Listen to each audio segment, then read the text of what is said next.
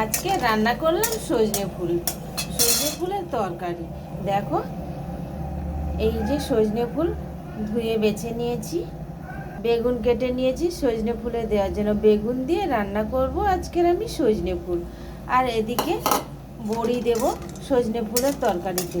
বড়িগুলো ভালো করে লাল লাল করে ভেজে নিচ্ছি। বড়িগুলো ভেজে তুলে নিয়েছি। এরপর দিয়ে দিয়েছি শুকনো লঙ্কা ফোড়ন আর দিয়ে দিলাম 5 ফোড়ন। এরপর কেটে রাখা বেগুনগুলো দিয়ে দেব।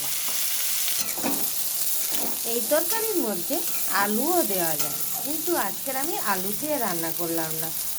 আর একদিন রান্না করেছিলাম, এর মধ্যে আলু দিয়েছিলাম। আজকের আমি আলুটা দিলাম না। এবার পরিমাণ মতো হলুদ দিয়ে দেব আর দিয়ে দেব লবণ। বেগুনগুলো ভালো করে ভাজা হয়ে গেছে। এর মধ্যে দিয়ে দিলাম সজনে ফুল আর যে বড়িগুলো ভেজে রেখেছিলাম সেটাকে দিয়ে দিলাম। বড়িগুলোকে ভেঙে নিয়েছি।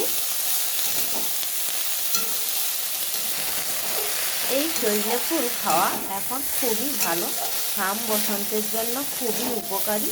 সজনে ফুল, সজনে পাতা খুবই উপকারী একটা সবজি বলতে পারো। এই যে তোমরা সজনে ফুলটাকে কীভাবে রান্না করো অবশ্যই আমাকে কমেন্টে জানিও। আর কে কে সজনে ফুল খেতে ভালোবাসো সেটাও কমেন্টে জানিও।